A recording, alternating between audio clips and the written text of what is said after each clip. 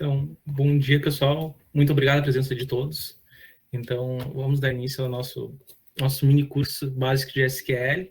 Então, me chamo John, sou coordenador da equipe de eventos e gostaria de agradecer a presença de todos.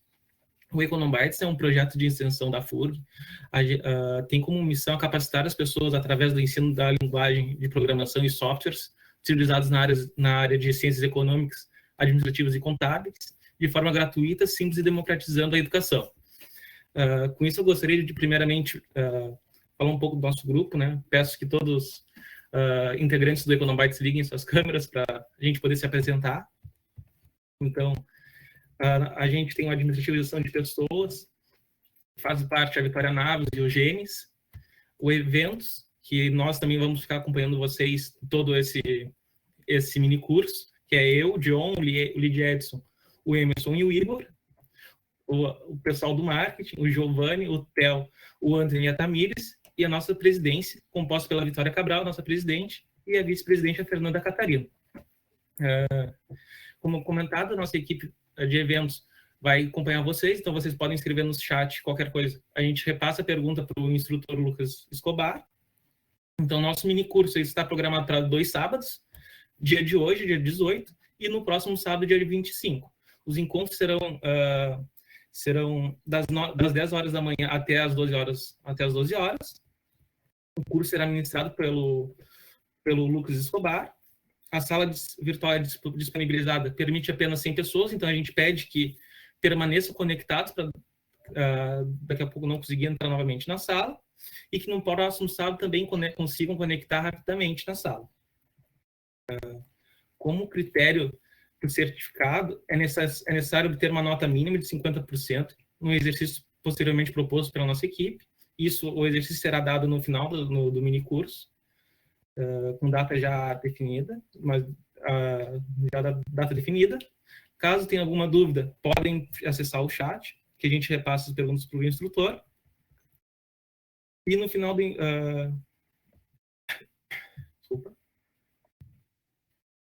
E no final do encontro, a gente estará disponibilizando um formulário para preenchimento da presença de vocês. Ele é muito importante que faça esse preenchimento e ele ficar disponibilizado até as 12 horas da tarde, tá? Do mesmo dia. Aproveitando, peço que acompanhem os nossos canais, nosso Instagram, nosso Facebook, e que sempre, qualquer dúvida que vocês tiverem durante o curso, podem mandar mensagem ali no WhatsApp, que a gente será um prazer responder todos vocês, tá bem? Então, com isso, gostaria de repassar a palavra para a nossa professora orientadora do projeto Econobytes, professora Carolina Roma. Bom dia, professora. Bom dia, bom dia. Pessoal, uma rápida palavra, eu só estou passando para cumprimentar a todos, a todas, dizer que realmente é um grande prazer tê-las aqui conosco hoje. É um sábado de manhã, aqui no sul está bem frio, aqui a gente tem pessoas de diferentes regiões do país, mas como é bom a gente poder estar, né, se reunindo para aprender, para a gente discutir algo que é tão importante para a nossa formação ligada à linguagem de programação, e que é usada não apenas no meio acadêmico, mas também no mundo corporativo, né, para as empresas também. Então, eu espero que vocês aproveitem bastante, não precisam ficar com dúvidas, por favor, usem o chat, usem o grupo do WhatsApp para realmente interagirem. Quem quiser pode ligar seu microfone, quem tiver disponibilidade. Se não tiver disponibilidade, use o chat.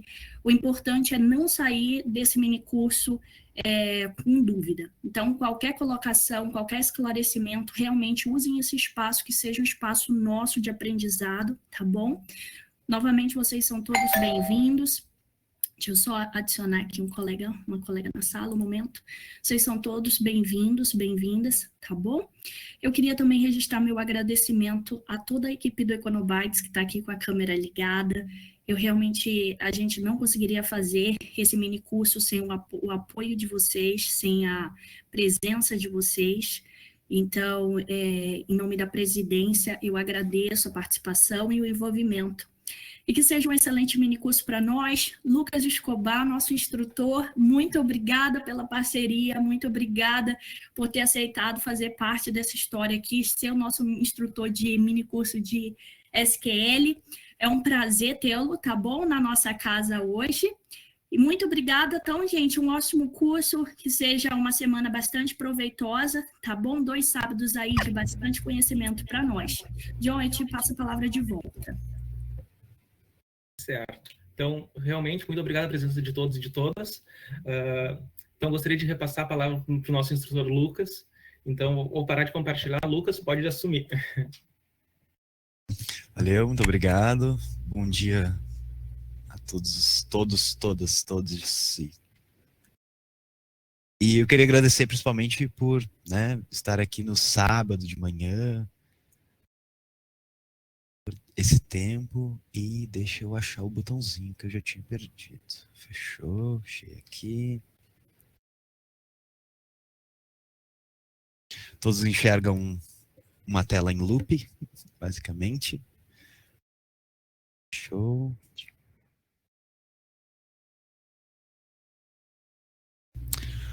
Bom, então, nesse momento, tá, só para explicar, eu não estou enxergando mais a tela, eu só enxergo a apresentação, porque ela está em tela cheia. Então, a qualquer momento, vocês podem se sentir à vontade para desmutar, me interromper, falar, tá tudo certo. Mais dinâmico, mais fluido possível aqui. Também, se preferirem usar o chat, como o John mesmo já falou, é só falar que o pessoal vai me chamar e vai passar a pergunta adiante. Então, seguindo, eu sou o Lucas Escobar, né? Eu uso os pronomes ele, dele. Tenho 31 anos, eu sou um rio-grandino, hoje eu moro em Guaíba, né? Mudei para Porto Alegre, eventualmente fui para Guaíba, região metropolitana, custo de vida bem mais barato, estou perto da minha namorada, moro junto com ela, inclusive. Metido a corredor e acumulador de derrotas de jogo online, gosto de jogar, mas sou péssimo, corro um pouquinho, me divirto bastante com isso. Tem alguns outros conhecimentos que não a minha profissão atual, né, que é desenvolvedor. Eu trabalhei em obra dos 14 aos 21, mais ou menos. Trabalhei depois na empresa Vetorial, que é uma empresa local, Vetorial Internet, que é uma empresa local de Rio Grande, que é onde fica a FURG, né? Trabalhei com radiofrequência, roteamento de redes, com toda a inicial planejamento e cobertura de fibra ótica que hoje tem aí, e com servidores Linux na própria radiofrequência trabalhava com rádios, cuja base é o Linux, o sistema Linux. Então, nesse momento, vocês, né, para quem não vai conseguir enxergar por qualquer deficiência ou problema de câmera ou algo parecido, o meu fundo nesse momento é uma parede lisa creme, bege, algo parecido. Tem um quadro de girassóis, ele é bordado, inclusive, em lã. A minha camiseta é basicamente da mesma cor da parede. A minha aparência, eu tenho um cabelo comprido, embora não dê para perceber, em torno do ombro, uma barba relativamente preenchida, tanto cabelo quanto barba são bem escuros, o olho é castanho, sobrancelha bem preenchida, eu uso óculos, uma armação cinza chumbo, estou com um fone grandão no momento, minha cor é parda, e acho que é isso. Então, eu gosto de me apresentar como filho da Lúcia, o pai da Gaia, que é a minha doguinha, e desenvolvedor. Eu tenho uma pequena descrição aqui nesse slide sobre um sistema que eu fiz, que foi o que me motivou e me deu esse começo no mundo do desenvolvimento, mas eu vou deixar para falar um pouquinho mais para frente, porque eu percebi que essa motivação casa muito com esse curso, com o tema SQL e banco de dados. Então, não vou ler nem vou falar aqui, mas daqui a pouco a gente volta para esse ponto. Tá. Hoje, né, no momento que a gente se encontra, estou trabalhando na empresa Olist. Ela é uma empresa de integração com marketplaces. Então, basicamente, o nosso cliente é um vendedor. É um vendedor de produto qualquer, de um telefone a um artesanato. E a nossa ideia é ter uma centralização dessas vendas. Então, nós seríamos um centralizador de marketplaces, vou colocar assim de uma forma mais simples, né? Então, a ideia é que cadastro o meu produto e automaticamente esse produto é vendido nos maiores marketplaces que a gente tem por aí, Mercado Livre, Magazine Luiza, enfim, N outros, né? Não vou fazer tanta propaganda aqui também. Mas é muito bom, tá? Eu já ouvi falar que vende em torno de 80% a mais, é maravilhoso.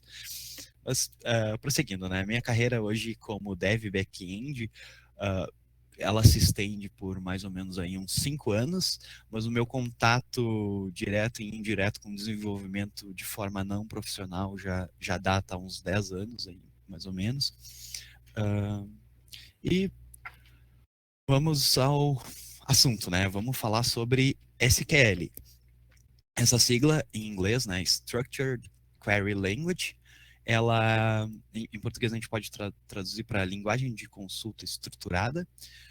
Eu só vou fazer uma observação rápida que se eu estiver falando muito rápido, muito enrolado, muito devagar ou algo parecido, e vocês quiserem falar de ei, né? Vamos lá, acelera, vai mais devagar, fiquem à vontade, só dá um toquezinho. Novamente, não vejo as reações, infelizmente, é a parte mais interessante, mas vou seguir aqui olhando para a tela de definições.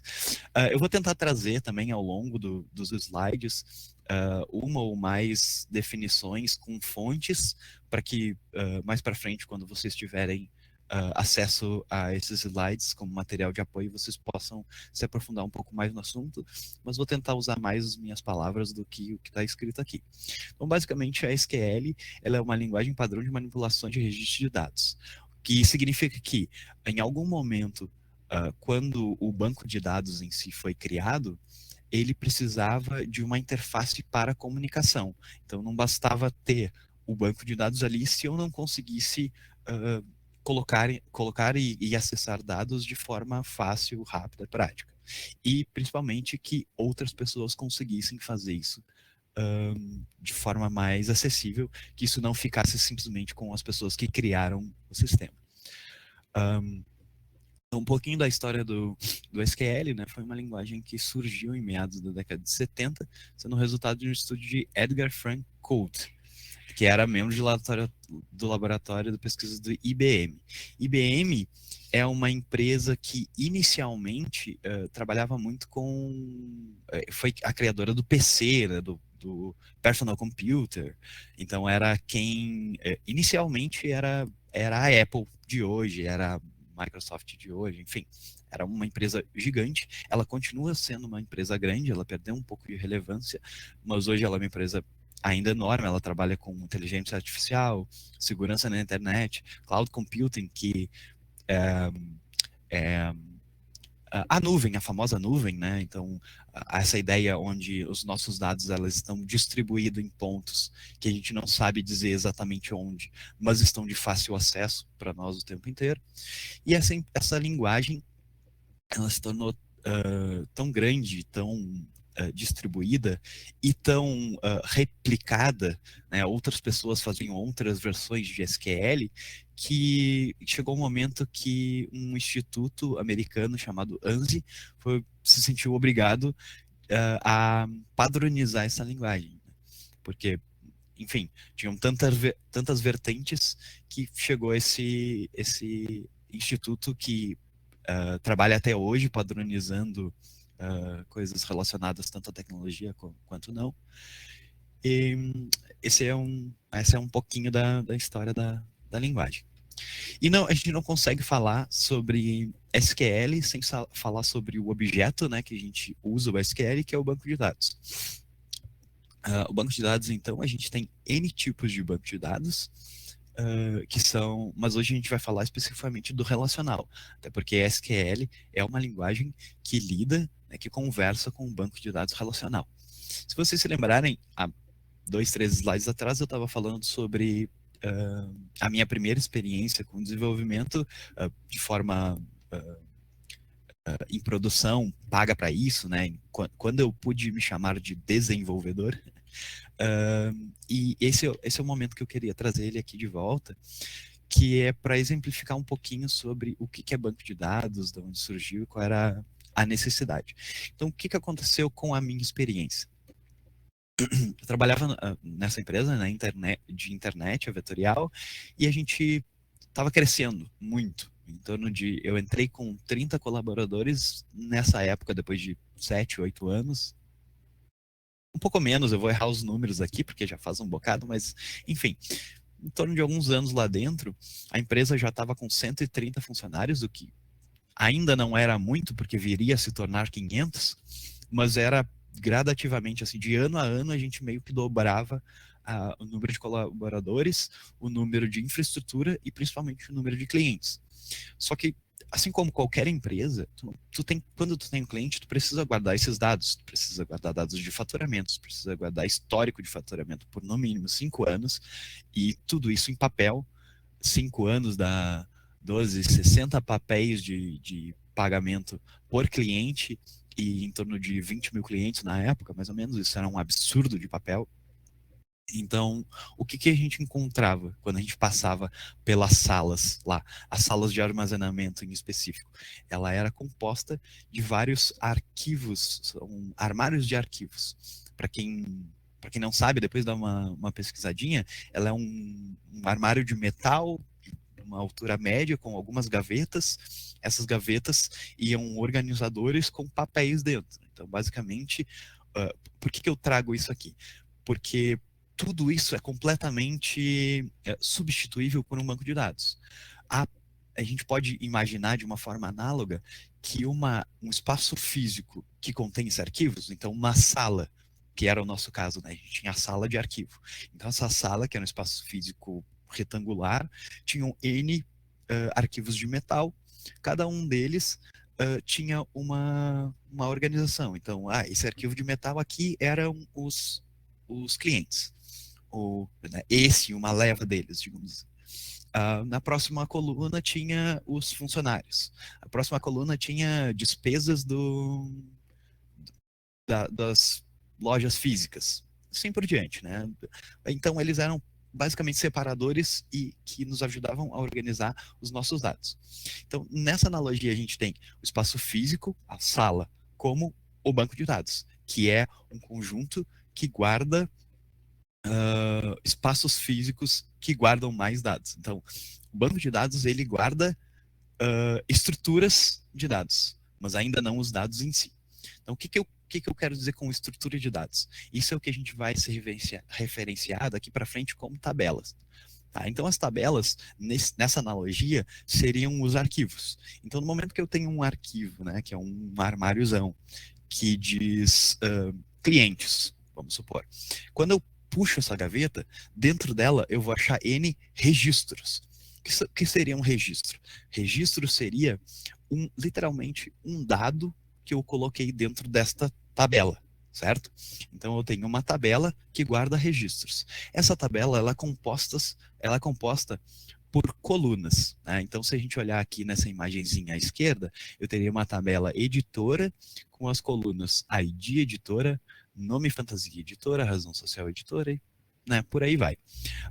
Como é que a gente pode também comparar isso com o Excel? Toda vez que a gente abre um Excel, uma tabelinha limpa, ela é basicamente coluna e linha e nada mais. A primeira coisa que a gente faz é nomear as colunas, para a gente ter uma noção do que a gente está escrevendo. Então a gente vai lá e vai colocar na primeira coluna data, na segunda coluna acontecimento, na terceira coluna condição, e assim por diante, né? A gente vai nomear elas.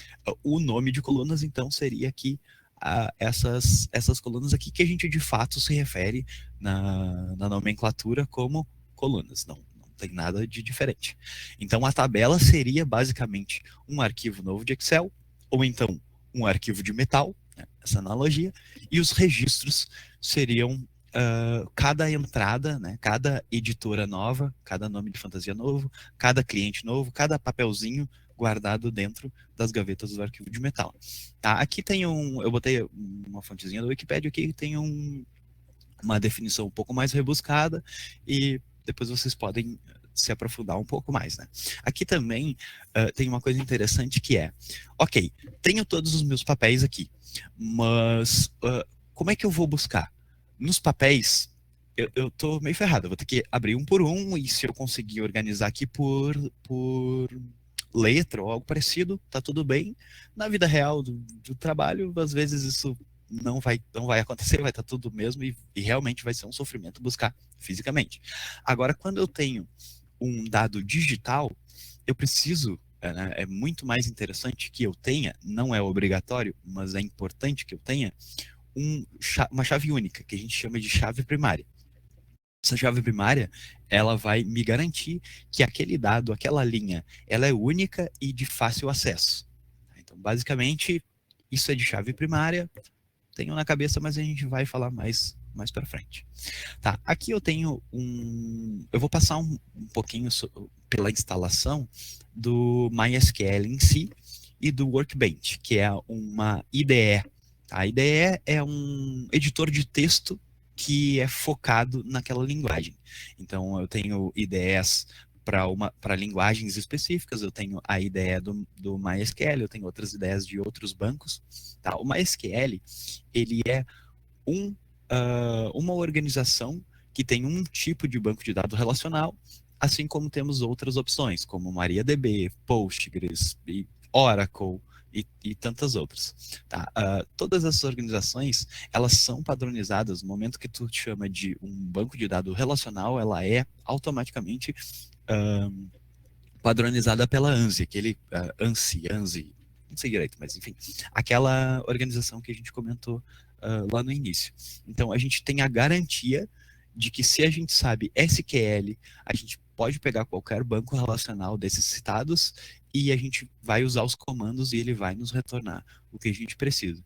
Aqui eu peguei o MySQL para usar porque ele é uma solução que tem uma opção gratuita, ele não é completamente gratuito, tem a opção paga dele, mas ele tem a versão gratuita que tem todas as opções, fora algum suporte a mais ou alguns produtos que para esse curso a gente não vai precisar usar, mas que no mercado hoje ele é um grande player, então ele está muito presente, né? O MySQL está muito presente no mercado, por isso a escolha. A gente também vai ter o Postgre, que é muito forte e tem bastante aula sobre ele, mas eu decidi trazer o MySQL principalmente pelo mercado mesmo, por estar muito presente na vida das pessoas. Então eu vou passar rapidamente aqui só para dar um overview, uma simplificação, né, para a gente conhecer como é que funciona a instalação, mas eu não vou instalar em si. Até porque eu já tenho instalado, para todos vocês vai ficar opcional a instalação, porque mais para frente eu vou também disponibilizar uma opção online que para o curso em si vai ser o suficiente. Né? Depois, claro, se vocês precisarem persistir dados para fazer os exercícios também, seria interessante, embora não obrigatório, ter o MySQL instalado na sua máquina. Então vamos dar uma olhadinha, né? Quando a gente clicar nesse link aqui,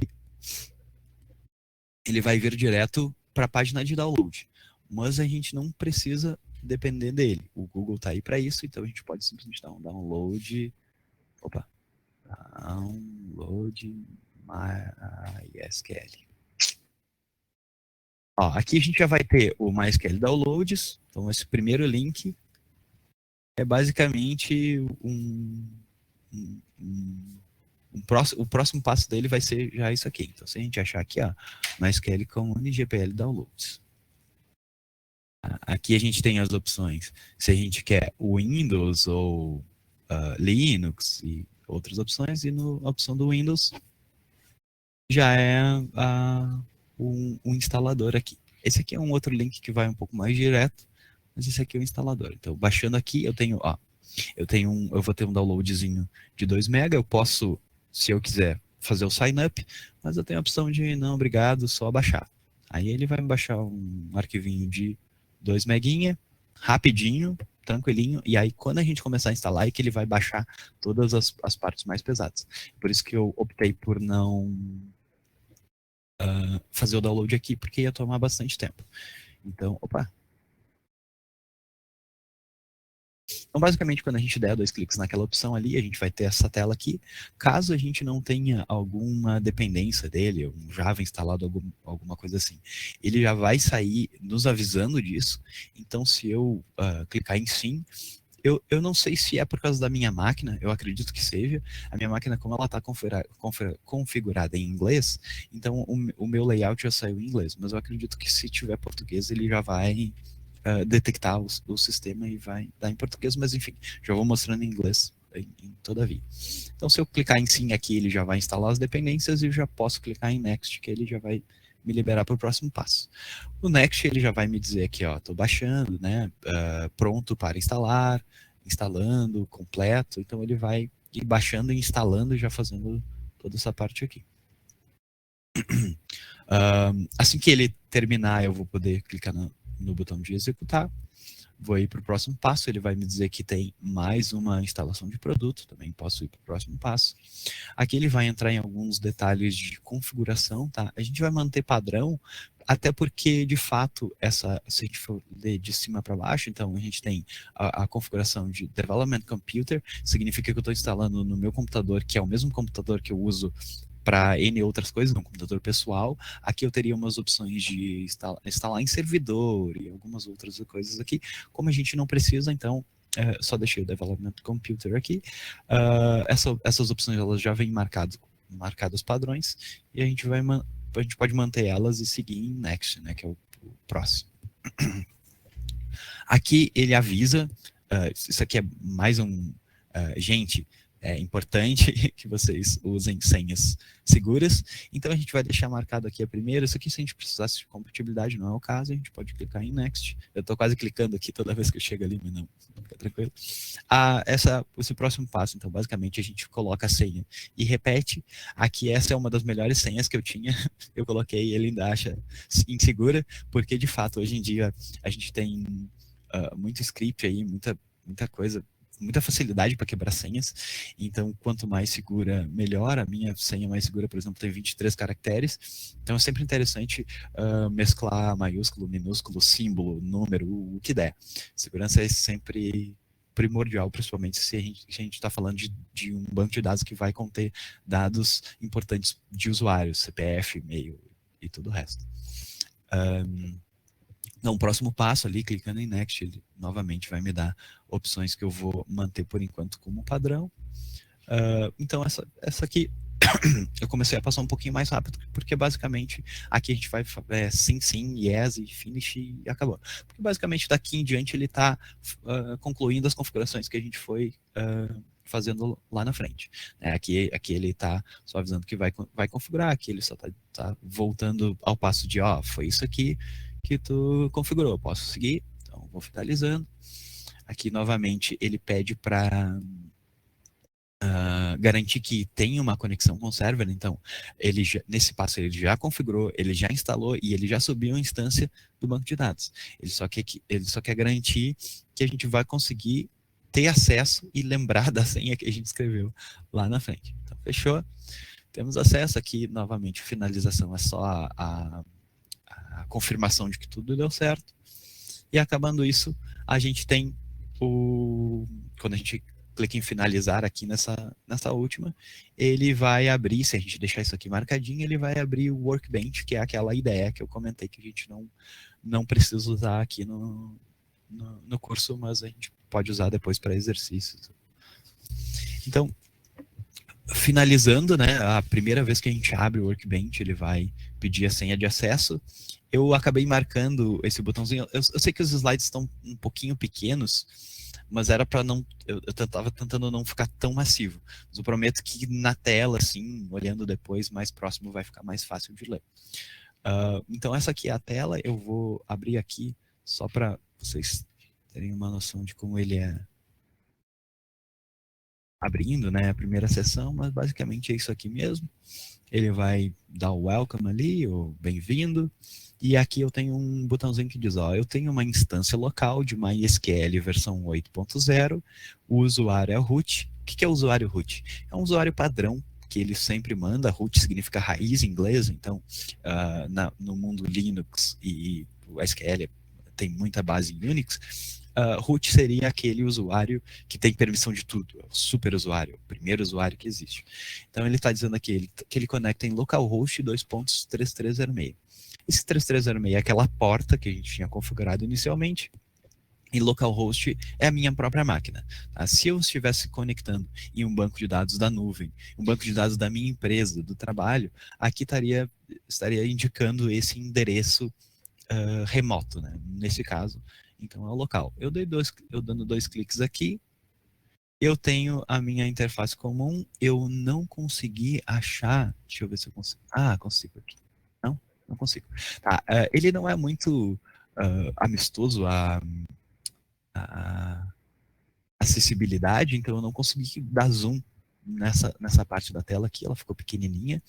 E a parte de ações também eu não consegui muito. Então, infelizmente aqui a gente tem esse zoom aqui que vai nos facilitar a escrever os comandos. Então outra facilidade pode falar. A gente tem uma pergunta ali no grupo, a Maria Eduardo, ela disse que no Apply Configuration tá dando erro para ela. Apply Configuration dá erro para mim. A gente tem um grupo já que consiga mandar print e tal, que pode mandar o printzinho ali do erro, eu já dou uma olhadinha e a gente já mata rapidinho. Show! Então, manda o print e me coloca no grupo também, né? Tá, mas pode ser depois. Mas aí, eu só queria ver o erro, né? Que me ajudaria ali a entender. Pode ser erro de senha, pode ser algum erro de porta já utilizada. Se tiver outro banco de dados já instalado, aí na hora de instalar, na hora da configuração, a gente tem que alterar aquela porta ali, porque geralmente um outro banco pode acabar usando a mesma porta e aí ele vai dar conflito. Então tem N erros possíveis, né? Para saber exatamente qual é o erro, seria interessante ver o print. Então, se puder ir mandando, eu vou mostrar mais um pouquinho aqui, só basicamente do IDE, e já volto para essa pergunta. Pode ser? Então, cadê a IDE? Me perdi. Aqui. Então, a única coisa que eu queria pontuar aqui da IDE é que se eu começar a escrever um comando, ela vai ir preenchendo para mim. Então, ó, quero criar um banco de dados. Create, e ele já vai preenchendo. Essa é a maior vantagem da IDE. Eu poderia escrever qualquer código SQL em qualquer lugar. No bloco de notas, no papel de pão, no terminal, em qualquer lugar. A diferença da IDE e a vantagem da IDE é que ela vai ir autocompletando para mim. É o que eu queria dizer. Vamos ver se a gente conseguiu. Link do grupo. Também quero. Mas eu vou fazer uma coisa assim, ó. Para esse momento, né, para a gente não também travar a Maria Eduarda, para ela não ficar sem a instalação, o próximo slide já ia mencionar sobre o... Eita! Aí o botão. Calma, gente. Aí. O próximo slide já fala do dbFiddle. Tá? O dbFiddle, ele é uma das N opções que a gente tem de simulação de banco de dados, tanto relacional quanto... Eu acho que o dbFiddle em si é só relacional, mas tem outros tantos bancos de dados que a gente pode aplicar. Então, o dbFiddle aqui, ó, eu vou colar o linkzinho aqui e vou colocar aqui na apresentação também.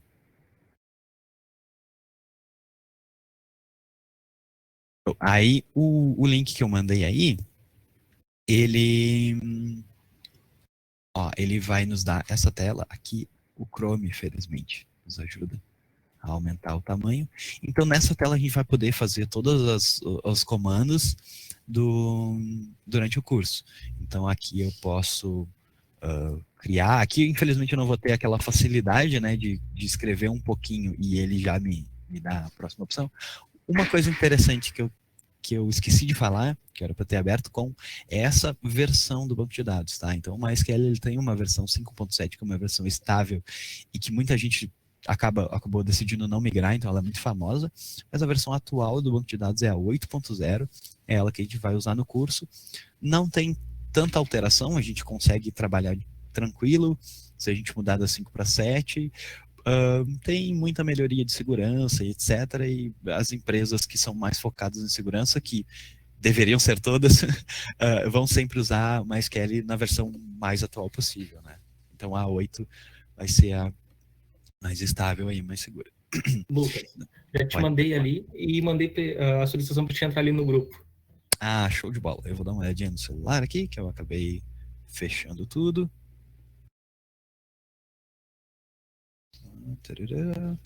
Beginning configuration, saving file, saving, referência, ended configuring, tá, via configuração eu só não entendi. Ali, log, the configuration has failed. A configuração falhou. Foi isso que ele disse. E não me ajudou muito, mas tem uma abinha, se perceber ali em cima, que a abinha diz log. Eu vou ir abrindo o WhatsApp aqui para a gente poder ver junto, mas tem uma abinha que diz log, e aí o log deve dar uma clareada aí. Se puder mandar ali no grupo.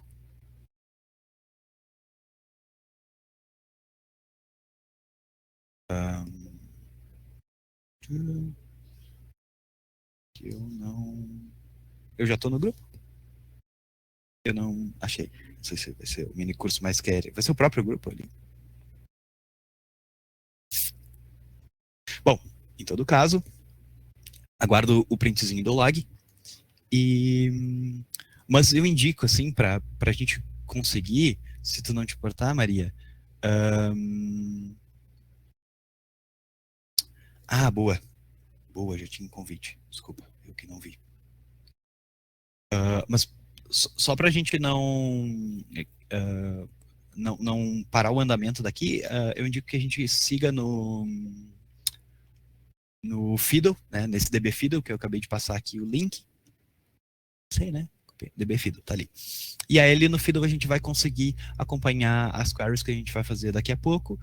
E depois eu ou vejo no grupo, ou Maria pode mandar direto para mim e a gente termina a configuração ali juntos. Pode ser? Então, beleza. Seguimos aqui. Ok? Ok, fechou. Então, cadê os slides que eu já perdi? Aqui. Beleza. Então falamos da ferramenta do Fiddle, né? Que é essa ferramenta que ela vai nos facilitar aqui, principalmente na parte online. Então, partindo, né, desse ponto da instalação e voltando pro assunto de banco de dados, a gente se depara com a modelagem de dados, né? A gente já falou que uma tabela ela vai ter colunas, e essas colunas no Excel, por exemplo, elas são logo abaixo delas, a gente preencheria cada linha, né, cada registro. Aqui no banco de dados a gente vai chamar de registro, em Excel a gente pode chamar de linhas, provavelmente. Então, essas linhas, elas são sempre campos abertos. Eu posso escrever número, data, texto, pode ser misturado, pode ser qualquer coisa, né? E eu vou ter opções de formatação no Excel que vão me ajudar no máximo a enxergar de uma forma diferente. O banco de dados, ele preza muito pelo armazenamento tipado, tá? Que é uma forma de garantir que aquele campo sempre vai ter aquele tipo de dado e eu não vou ter nenhuma surpresa quanto a isso. Então, os tipos primitivos, o próprio MySQL separa em 4 tipos, tá? O numérico, data, tempo, literal e espacial. Por que a gente precisa tipar? Qual é a grande vantagem que a gente consegue com isso? No momento que eu tenho um campo que ele é inteiro, eu garanto que eu não vou conseguir quebrar ele em pontos. Por exemplo, um campo de idade. Eu não posso ter 12 anos e meio. Eu posso ter 12 anos e 6 meses, que já é outra unidade separada. Se eu quiser ter... Enfim, qualquer coisa que eu não queira quebrar, eu vou usar o número inteiro. Já se eu preciso quebrar, de fato, porque eu quero a moeda, né, que é o exemplo mais clássico aí de um número real, né, um número fracionado. Então, eu quero ter R$12,50, eu vou precisar usar esse número e o próprio SQL vai me permitir N funções em cima desse tipo. Por exemplo, cálculos, eu posso fazer uma busca no banco de dados futuramente que tenha algum tipo de regra que diz, toda vez que eu busco esse valor, eu quero que ele me retorne multiplicado por 5, dividido por 3. Enfim, o que eu quiser, né? O que fizer sentido para minha regra de negócio ali. Então, esse tipar criar um tipo e especificar um tipo de coluna é importante para isso, e sabendo disso, quem criou, né, tanto Edgar quanto quem criou o banco de dados, quanto tantas outras mentes que eu não citei aqui, mas que estavam envolvidas, já pensaram em tipar especificamente para nos dar esse poder. Tá? Então, aqui eu vou falar um pouquinho dos que a gente mais vai usar, que seria o int, que é um número inteiro, tá?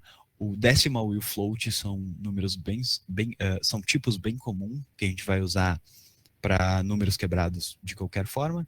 O tipo lógico, né, que é o bit e o boolean, é uma coisa importante para saber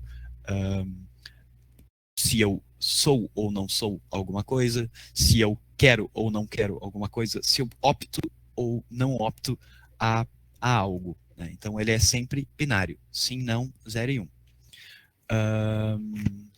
Temos o data-tempo, que ele de fato vai guardar uma informação de data, seja só dia, mês, ano, seja dia, mês, ano, hora, seja qual UTC, né, que a gente está falando, qual o GMT, que aqui no Brasil a gente tem o GMT-3, então a gente usa essa nomenclatura para se localizar no globo. Então aqui basicamente datetime e timestamp são os mais usados aqui dentro. O time é mais uma ideia de quantos segundos o calendário existe, então é algo para cálculo mais preciso. Se eu preciso saber frações de segundo, eu vou acabar usando esse cara aqui, o time. Dentro do literal, né, então a gente tem alguns tipos diferentes. O char e o varchar são bem próximos, né, mas o char vai lidar com números, com textos menores. O varchar ele vai nos dar uma range maior aí, se não me falha a memória, até 65.535 caracteres. Texto, né? Se eu preciso mais do que isso, eu preciso guardar, um TCC inteiro, eu preciso guardar, enfim, qualquer texto longo, eu vou usar o campo texto. E a gente tem alguns outros maiores, tipo o blob, agora eu tentei guardar o que significava blob, mas basicamente são grandes dados, né? Muito dado. Blob, essa é a ideia do blob, mas a sigla a gente pesquisa depois no Google juntos. A gente tem também as coleções, tá? Enum e set. Coleções eu tenho um texto, né? Eu tenho um campo texto que ele precisa ser digitado, mas eu tenho opções finitas. Por exemplo, tipos de documento, tá? Eu quero guardar que o tipo de documento é CPF, CNPJ ou RG. Tá? São 3 textos, né? Eu posso escrever como eu quiser, maiúsculo, minúsculo, enfim, mas eu vou ter um enum, um enumerado, que vão me permitir, no máximo, esses 3 textos. Qualquer coisa fora disso, ele vai me bloquear. E a gente tem o espacial, que a gente não vai ficar muito nesse ponto aqui, mas ele trabalha com pontos de geolocalização, coordenadas, latitude, longitude, enfim, toda essa região. Inclusive consegui usar isso aqui, que, né, é bem específico, mas como a gente trabalhava na época na Vitorial, né, na empresa de internet, com pontos de o rádio está aqui. Na época a gente trabalhava com internet e rádio, então o rádio está na região A e o cliente está na região B. A gente precisava guardar esses pontos para entender mais ou menos a qualidade de sinal entre eles.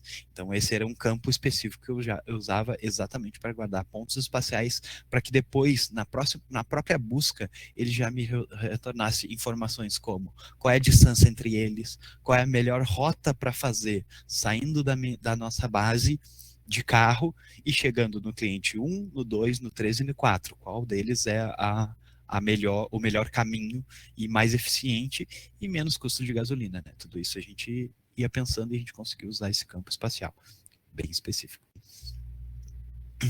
Então, um pouco da sintaxe, né? As coisas mais comuns que a gente vai ver dentro do SQL para poder conversar com o banco de dados vai ser, que a gente vai usar no dia a dia, vai ser o select, que ele seleciona um dado ou um conjunto de dados, um insert, que a gente escreve, o update, que a gente atualiza, e o alter, que altera, o update ele atualiza registros.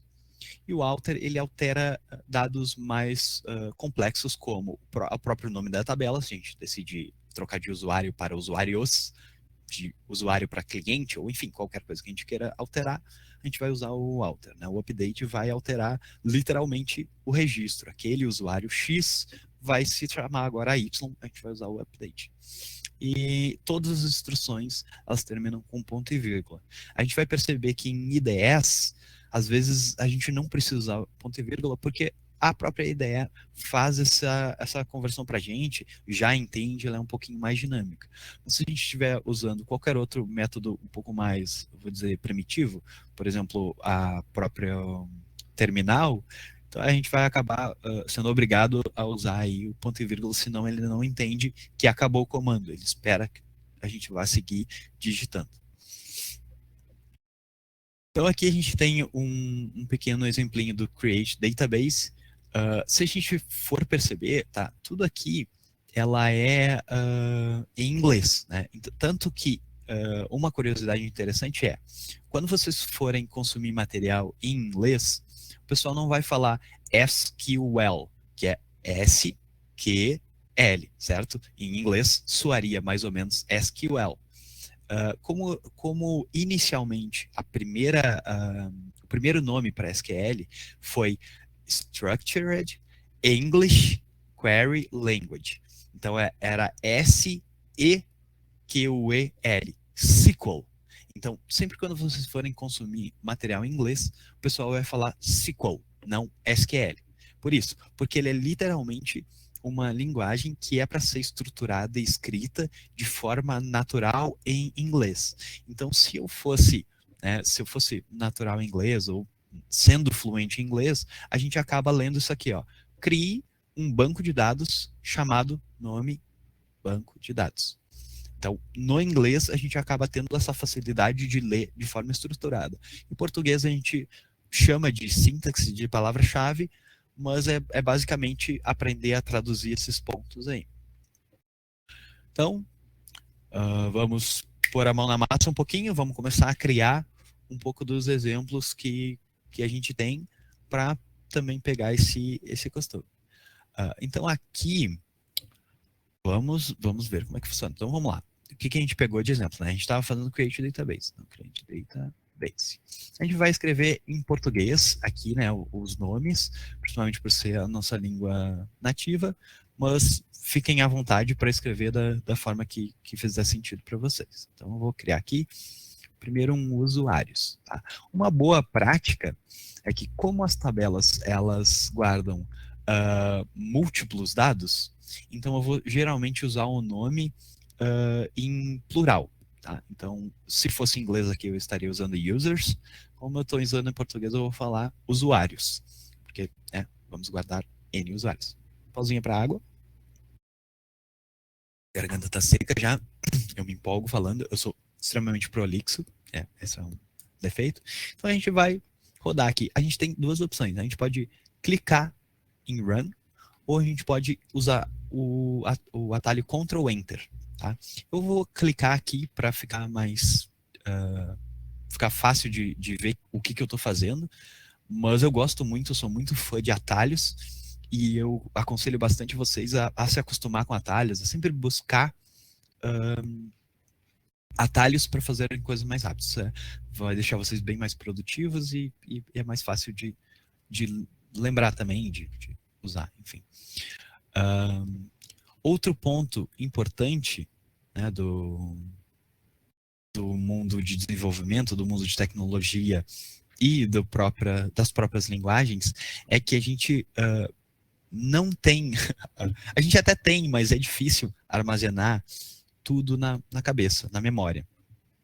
Então, o trabalho, uma boa parte do trabalho em tecnologia, em desenvolvimento, eu imagino que com certeza na área de economia também, é saber pesquisar. Isso é de uma importância extrema, então a gente sempre precisa estar pesquisando, sempre precisa pesquisar da forma certa. Então, tem N maneiras que vão nos facilitar a pesquisa. A gente pode pesquisar literalmente tudo que a gente pensa, ou usar palavras-chave. Então, eu poderia pesquisar aqui. Como criar um banco de dados em MySQL. Provavelmente eu vou achar N opções. Inclusive, eu até fiquei feliz que apareceu aqui o curso do Gustavo Guanabara. Foi um curso que eu fiz, o próprio SQL e N outros. Eu aconselho muito, depois eu vou passar o link lá. É um curso completamente gratuito, é um trabalho incrível e é um instrutor muito didático, maravilhoso. Indico muito. Então, isso é importante, né? É importante saber como pesquisar, onde ler, primeiros passo a passos, tem o próprio curso. Até que o próprio Google abre aqui um pouquinho das opções que vem. E o próximo passo é, além de pesquisar no Google, né, ou sendo de forma completa, ou simplesmente criar banco de dados MySQL. Pode perceber que até o Google já lança só as palavras-chave ao invés daquela frase completa que a gente perguntaria a alguém, né? Então, só largar as palavras-chave ali, ele já vai te ajudar. Mas uma coisa muito importante é a gente usar a própria documentação disponibilizada pelo banco de dados que a gente vai estar usando no momento, né? Nesse momento a gente está usando MySQL, então a primeira coisa que eu vou procurar é isso aqui. Então o que eu quero? Eu quero documentação, eu inclusive já procurei documentação em português. Infelizmente, a documentação 8.0 oficial, ela não é traduzida, então o inglês aqui vai ajudar muito, né? A gente tendo o inglês leitura, se acostumando a buscar coisas em inglês, isso é bom, é muito bom. Não é obrigatório, dá para se virar só em português, mas facilita muito. Então, uma dica que já fica aqui é busquem, tentem, tenta pegar o contexto, não precisa entender tudo, mas tendo o contexto já ajuda muito. Tá?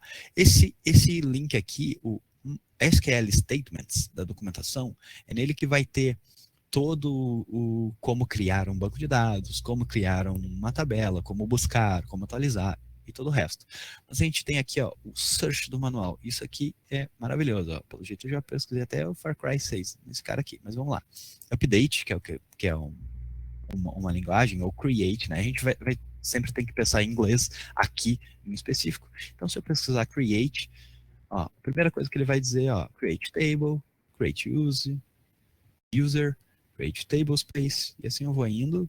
Não é um desses que eu quero database, tá? Então eu vou tentar refinar um pouquinho minha busca. Base, database. Aqui, eu tenho a documentação create database. Tá? Statement seria uma frase, né? Então, a frase criar bancos de dados. Aqui eu tenho um pouco da documentação. Aqui a forma como eles escrevem, quando eles colocam essas chaves, né, que algumas pessoas chamam carinhosamente de bigodinho, e eu acho maravilhoso. Deixa eu dar um zoom aqui. Então, quando a gente usa, quando a gente lê num material de referência, esses bigodinhos, ele está dizendo que é obrigatório ter uma dessas opções, e esse pauzinho aqui, que parece um L, mas na real ele é um cano, né? Ele é um pipe. O nome desse caractere é pipe. Quando a gente encontra esse pipe, ele está dizendo aqui, nós somos obrigados a preencher algo aqui, que pode ser database ou schema, né? Esquema. O esquema, em alguns bancos de dados, ele vai ser usado como mais uma organização. Então eu teria na hierarquia banco de dados, esquema e tabelas. Então eu posso ter N esquemas dentro de um banco de dados, mas no MySQL em si, ele não usa essa nomenclatura, ele vai direto ao ponto. Ele usa banco de dados, dentro do banco de dados, tu tem N tabelas, né? Tabela de usuário e qualquer outra tabela que a gente queira. Aqui ele novamente está dizendo, quando ele usa essa notação colchete, essa é uma notação que não é obrigatório. Então ela vai te dar a opção. Se vocês quiserem, né, se quem está escrevendo quiser escrever if not exists, que em inglês significa literalmente se não existir. Então se a gente lê tudo isso aqui de forma fluida, create database if not exists e o nome que a gente decidir criar, certo? Então, se a gente lê isso aqui de forma natural, a gente está falando, crie um banco de dados se não existir com o nome X. Tá? Aí, repassando rapidamente, se tiver bigodinhos, chaves, é obrigatório. Esse pipe é ou um ou outro. E esse colchete aqui é o opcional. Pode existir, pode não existir. Então, a gente vai ver isso aqui através do resto da documentação. Ó. Opcional, obrigatório, ou Y ou N. Então, basicamente, é essa forma que a gente vai ler daqui para frente qualquer documentação, tanto aqui quanto na linguagem técnica. Né? Aqui, então, isso aqui às vezes acaba se tornando um pouquinho difícil de ler, por ter todas essas peculiaridades. Mas tem uma facilidade que não é o próprio SQL, ele não nos ajuda muito, mas tem tantos outros bancos, MariaDB, Postgres, que geralmente se a gente der uma roladinha para baixo aqui, a gente já enxerga um exemplo bonitão. Então, basicamente assim, ó, se vocês quiserem especificamente da linguagem, venham na documentação, procurem statement, vai dizer todas as opções que a gente quer. Mas o Google vai ser sempre a ferramenta mais simples de dar uma pesquisada ali do que a gente quer, e a gente sempre vai ter alguma santa alma que vai nos explicar em português e vai dar todos os exemplos, o que a gente pode fazer, como criar, como estruturar, vai ser, geralmente tem tudo bonitão, tem muita gente que gosta de espalhar essas informações e normalmente de forma gratuita. DevMedia é um site bem seguro, bem confiável, que tem muita informação. Vou fechar. Eu vou deixar aberto aqui o MySQL como referência. E bom, a gente criou o banco de dados usuário agora, né? Eu vou tomar uma aguinha e nesse meio tempo eu vou ver se alguém tem alguma dúvida e queira perguntar alguma coisa. Enquanto eu vou abrir o próximo slide, lentamente, percebi que ninguém falou nada, não estou escutando nada. Então fechou. Vou seguir aqui. Bom, já criamos nosso banco de dados, certo? Nosso banco de dados usuário. E a gente vai para o próximo comando agora. Deixa eu dar uma olhadinha também no tempo. Estamos bem de tempo. A gente vai criar agora a tabela, né? Que é a parte mais importante e é a que a gente vai mais lidar fazendo todo o que a gente chama de CRUD. Tá? O CRUD é uma sigla para Create, Read, Update and Delete. CRUD, que é criar, ler, atualizar e deletar. Então, se vocês se depararem aí por alguém falando em CRUD, já sabe que essas são as 4 básicas operações. Cria, deleta, atualiza, enfim, e lê. Então, Create Table, né, é uma forma de criar a tabela. E quando a gente cria uma tabela, a gente precisa especificar quais são as colunas que a gente vai querer nela e qual o tipo de cada coluna.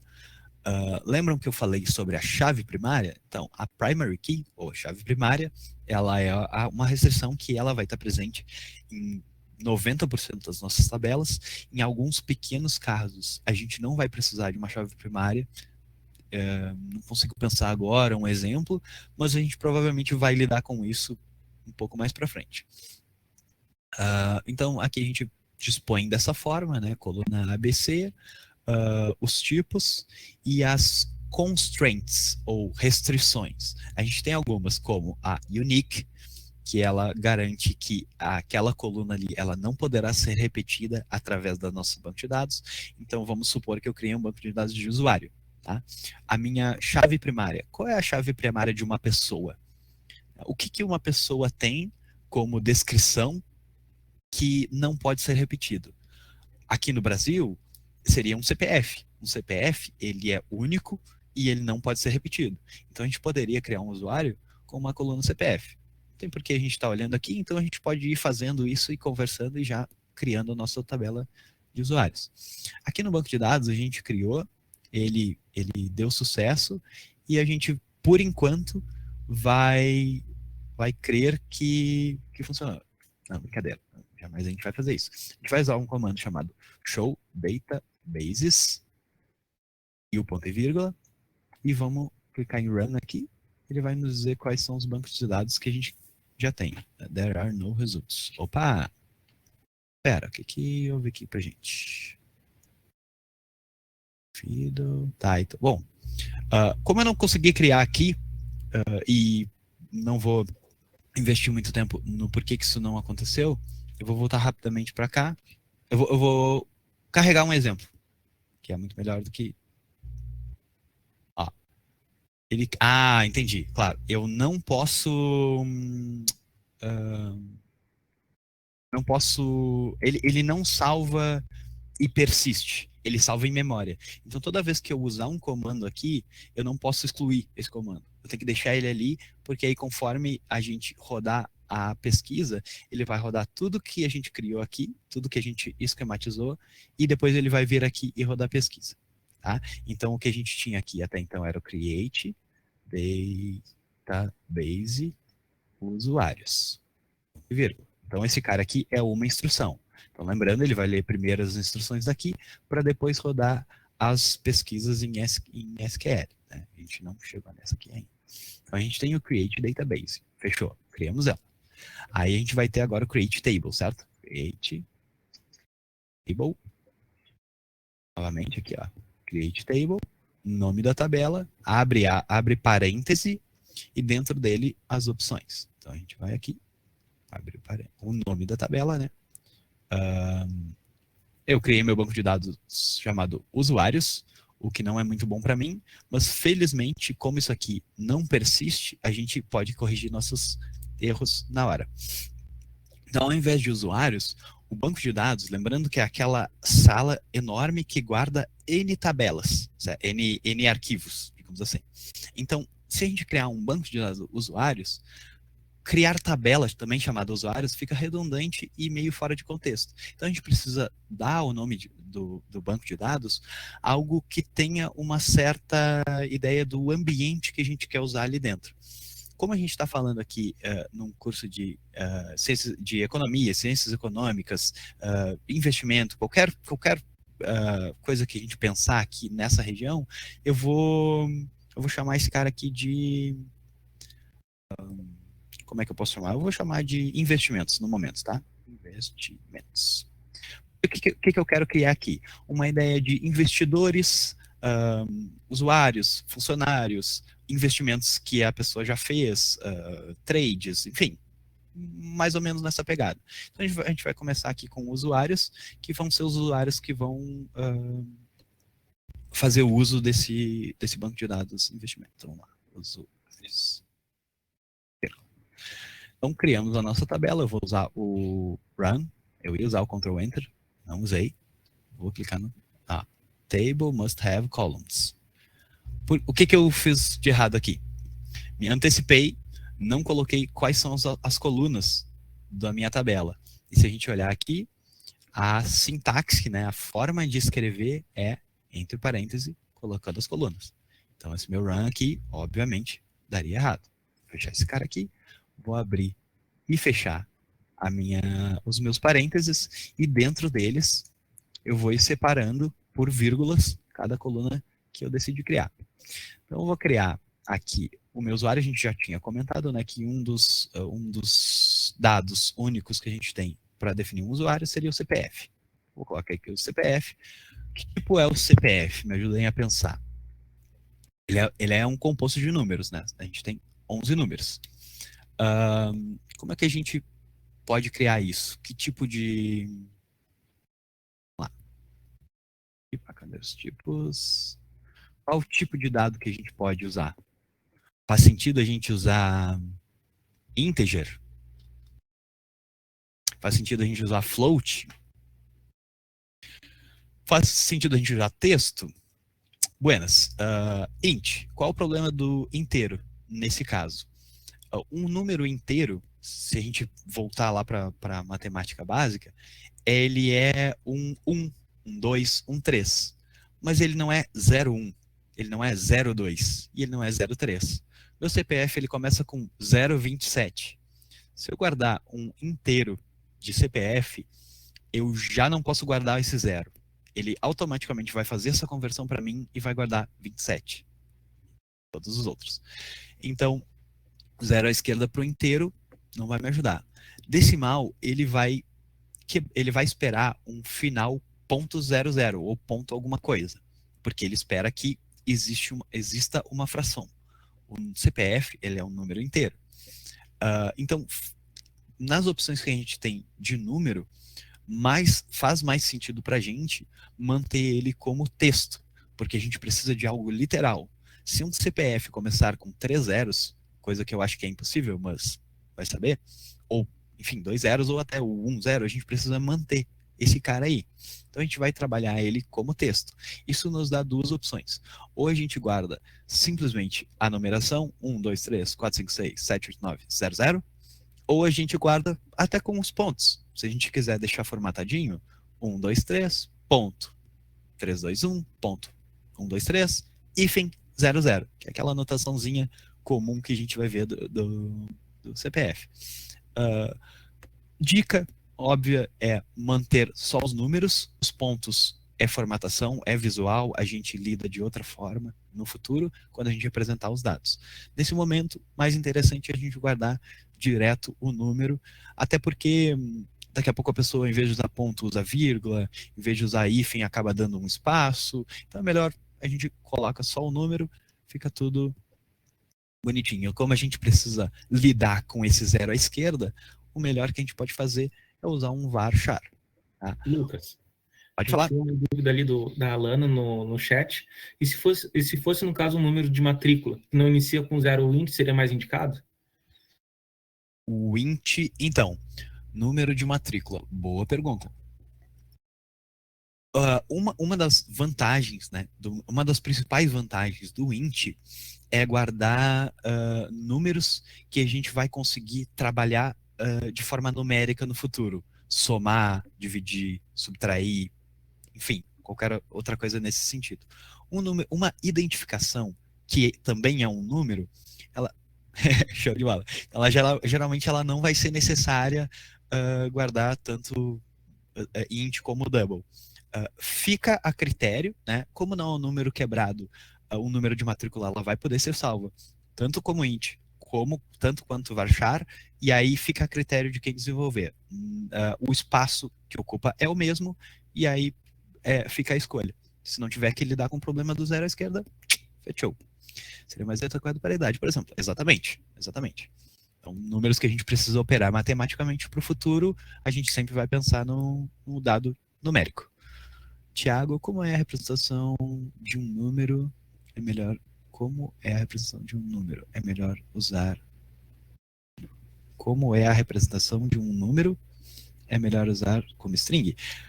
Nem sempre. E aí a gente vai nessa pegada se tu queres fazer operações matemáticas, tu sempre vai primar pelo dado numérico. Se tu não pretendes fazer uma operação matemática, ele é literalmente usado como identificação, facilita usar string, facilita usar texto. Mas, novamente, né, na hora que tu está fazendo, vai ser sempre... Uma coisa peculiar do int é que ele guarda na memória um espaço... ele não guarda um espaço pré-alocado. Então, aquele espaço ele pode ser alterado depois. O que significa isso? O que significa espaço? Por que eu estou falando isso agora, do nada? Porque quando a gente está modelando um banco de dados, a gente está criando e pensando, meu banco de dados vai guardar CPF, vai guardar nome, vai guardar isso, vai guardar aquilo.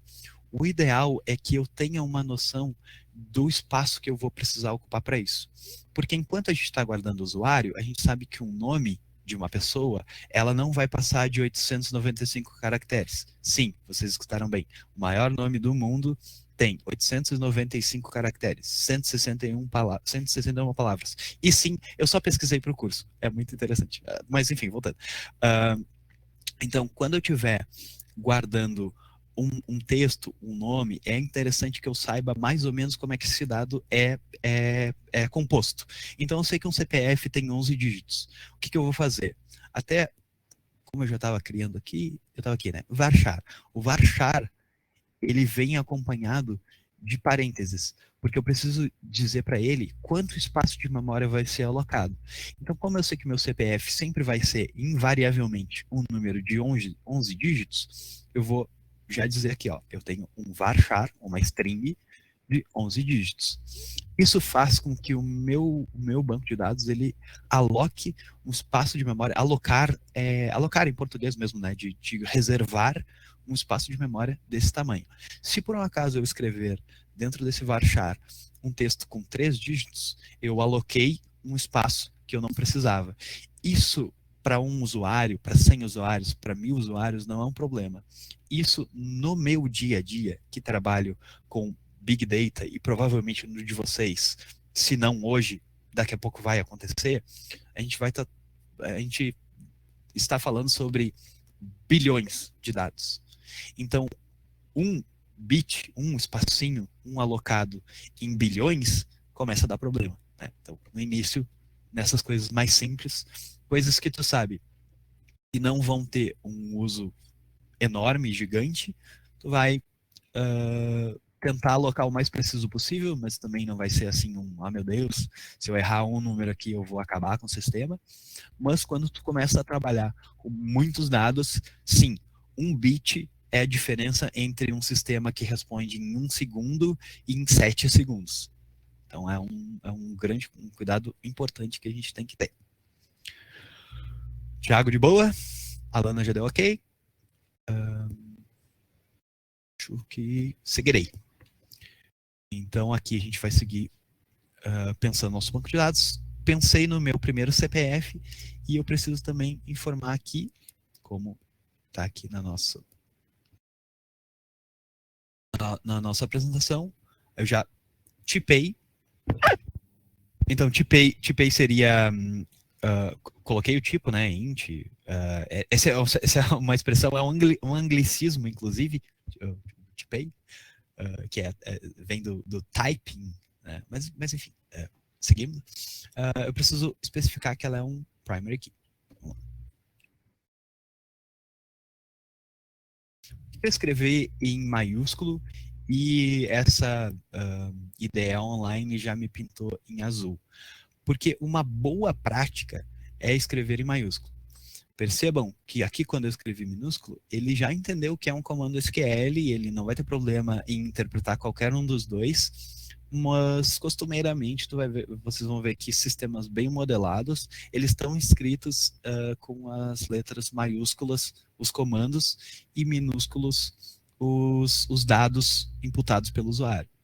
Então, como eu que escrevi aqui, então eu vou escrever minúsculo, como aqui é comando, né? Visualmente fica bem mais fácil de entender o que é comando e o que não é. Então, depois que eu escrevi a primeira coluna, eu vou para a próxima, né? O que mais que um usuário tem? O usuário tem um nome. Então, um nome, né? A gente já sabe aqui, vamos confiar em mim, mas depois podem pesquisar aí. O maior nome do mundo, ele tem 895 caracteres. Ele é um varchar.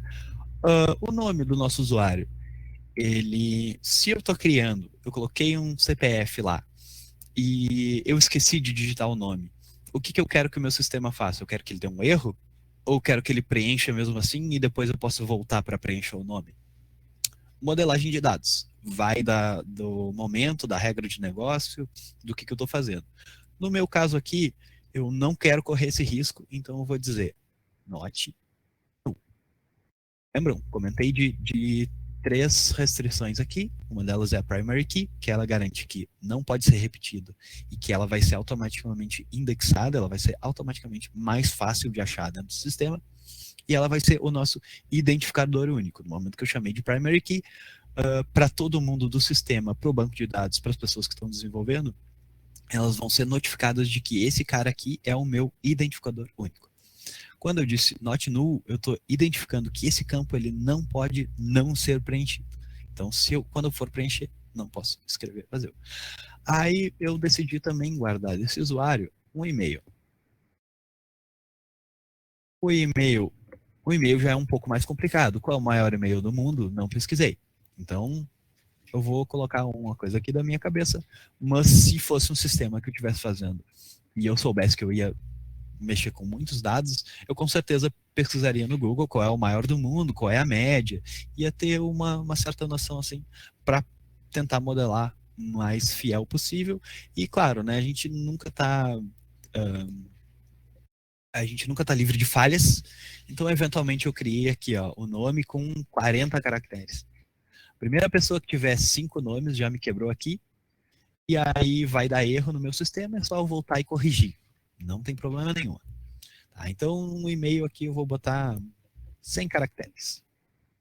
Tá? O meu e-mail, a minha questão do e-mail dos usuários, eu vou decidir por algum motivo, que eu não preciso. Caso não seja preenchido, tá tudo bem para mim. Geralmente não é, porque eu preciso do e-mail do usuário, mas aqui para efeito de exemplo, meu e-mail não precisa. Eu vou parar por aqui, só para não estender muito. Então, a minha tabela usuário, ela está criada dessa forma. Eu vou criar... Na verdade, eu não vou criar por aqui, eu vou colocar um ano de nascimento. Por 2 motivos. Porque é uma string composta, é um nome composto da minha coluna, e por boa prática, a gente usa underline para separar. A gente chama isso de snake case, que é a caixa cobra, digamos assim. Então, a gente teria algumas formas de escrever. Uma das formas que é separar palavras compostas por underline se chama snake case. Então, ano de nascimento. Um ano, ele não é um número quebrável, certo? Então, um ano não pode ser 1990 e meio, ele pode ser um texto que vai representar um ano, é um texto de 4 campos. Por que não? Só que um texto, ele me permite escrever coisas que eu não quero. Então, esse é o melhor exemplo que eu consegui pensar agora em um int. Então, aqui a gente vai escrever o nosso int e a gente vai deixar ele ser nulo também, porque a gente não quer obrigar ninguém a dizer o ano de nascimento. Uma coisa importante do SQL é que o último campo, ele não pode ter vírgula. Então a gente vai dizer, essa vírgula, ela está dizendo, tem mais uma coluna para ser preenchida. Tem mais uma coluna para ser criada, digo. E essa aqui diz, acabou. Essa aqui é a última coluna. Fechou? Com esse comando, a gente já tem a criação da nossa tabela. Então, se a gente clicar em Run aqui, eu espero que ele me diga, ok, tudo certo, valeu, falou. Query successful. Então, ele falou que a minha query é busca em inglês, então ele vai sempre se referenciar a uma operação como query. Então, eu criei meu banco de dados aqui, usuário. Tá? Eu acabei de perceber que são 11h23, eu estou um pouco mais devagar do que eu queria. Então, vou dar uma aceleradinha aqui nos comandos, mas basicamente, né, o que a gente já viu até agora é como escrever e modelar. Isso, de fato, tomaria um pouco mais tempo. O que vem pela frente agora são as operações básicas, é bem mais simples. Cola no tio que dá certo. Vamos lá. Como é que a gente está? Create. Ok. A gente tem agora a criação, né? Criamos, ok? Confiamos que criamos, porque a gente ainda não viu como é que a gente descobre se a gente criou certo. Então, por enquanto, a gente só confia que criou. Daqui a pouquinho a gente chega nisso. A gente também tem a opção de deletar. Eventualmente, eu posso criar uma tabela e ela não faz mais sentido para mim. Para deletar, eu simplesmente vou usar o drop table, né? Que é derrubar a tabela, eliminar a tabela. Então, drop table e o nome da tabela. Novamente, se eu não sei como remover ou excluir uma tabela SQL ou MySQL. Primeiro link, criando, lendo, alter table, usuário, drop column, ele direto ele já vai me dar drop table, segundo link. Tá? Então, uma pesquisadinha no Google de 10 segundinhos, a gente lembra o comando, não precisa gravar, esse é o mais importante, tá? Não precisa gravar exatamente. Precisa saber o que a gente quer fazer e como pesquisar. Né? A gente não precisa gravar tudo, felizmente. Então, o nosso próximo comando que a gente vai ver é o describe. O describe, ele é um comando que a gente pode conferir a estrutura da tabela. Porque aqui, no dbfiddle, ele grava tudo em memória. O que significa gravar em memória? Quando eu rodar o comando, ele vai abrir uma instância da memória, vai alocar isso. Se eu der F5, eu perco tudo. Tá? Então, a gente vai precisar escrever e deixar aqui tudo escrito. Agora, no banco de dados em si, depois que eu criei, eu vou limpar isso aqui. Eu não vou mais ter acesso. Então, eu não vou saber tão fácil que CPF só tem 11 caracteres. E como eu não sei isso tão fácil, eu preciso de comandos que vão me auxiliar a fazer isso. Então, describe, o nome da minha tabela, eu sou preguiçoso, eu gosto de Ctrl+C, Ctrl+V. Isso aqui é mágico. Fechou? Ponto e vírgula. Vou rodar aqui minha query. Ele está me dizendo, ó, rodou minha query. E aqui embaixo ele vai me mostrar o textinho. Eu tenho um CPF, campo CPF, tipo varchar do tamanho 11. Né? Nenhuma surpresa aqui. Ó, chave primária. Não pode ser nulo. Nem o nome, nem o CPF. Mas o e-mail pode. Especificamente porque a gente avisou. E não tem valores default. Isso aqui é uma coisa interessante que eu acabei esquecendo de comentar, mas mais para frente a gente vai voltar a usar. Mas só a nível de exercício aqui a gente pode int null, e aqui a gente vai botar um default 1990. É o ano que eu nasci, porque foi o que pensei agora, rapidinho. Vamos rodar nossa query novamente. A query voltou como sucesso. E o meu ano de nascimento é um int. Ele automaticamente alocou pra gente 11 espaços. Ela pode ser nula, mas quando eu preencher ela nula, ele vai me retornar o valor de 1990. Está completamente errado, nenhum sistema funcionaria assim. Mas a nível de exemplo, cá estamos. Então, temos o describe, que mostra pra gente como é que a tabela foi criada e qual a estrutura dela. Então, no próximo slide, a gente já vai passar para inserir dados na tabela. Né? Então, a sintaxe é o insert into nome da tabela. Então, no nosso caso, os usuários, insert into usuários. A gente vai passar entre parênteses, tanto com uma linha só, ou caso a gente queira quebrar para visualizações, para visualização mais fácil, a gente pode fazer dando enter. Mas a vírgula, ela é sempre obrigatória, né? Então eu não posso, não é só porque eu quebrei que eu tenho que usar, eu vou sempre ter que usar. Então, em uma linha só, que eu acho que é um pouco mais fácil de ler, eu vou escrever o insert into coluna 1, coluna 2 e coluna 3. E aí os valores, e eu vou separar em valor 1, valor 2, valor 3, de forma respectiva, né? Então, o primeiro valor, a primeira coluna vai receber o primeiro valor. Vou fazer isso na prática. Então, a gente já criou os usuários. Aqui, o Fiddle, ele dá essa pequena separação de quando tu tem que trabalhar com a estrutura, tu trabalha aqui no canto da esquerda, no esquema SQL. E quando tu quer usar os comandos de faz, desfaz, mostra, não mostra, eu uso aqui. Isso é o meu uso, não é nenhuma regra, né, escrita em pé. Então a gente vai aqui usar o insert. Insert into o campo que a gente quer, a tabela que a gente quer é o usuários. Opa. Usuários. E a gente vai passar quais os campos que a gente quer preencher. Então a gente quer botar um CPF, a gente quer o nome, a gente vai ignorar o e-mail por enquanto, a gente vai colocar o ano.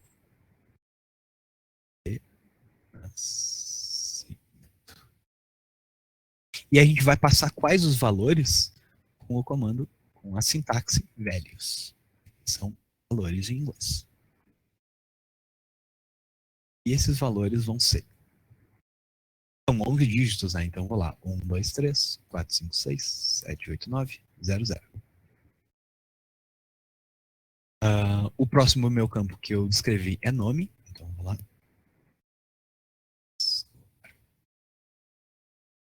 E o ano de nascimento, que já é padrão 1990, e como eu nasci em 1990, eu nem precisaria preencher. Mas aí eu vou dar uma alterada aqui, vou dizer 1989. O que acontece no final?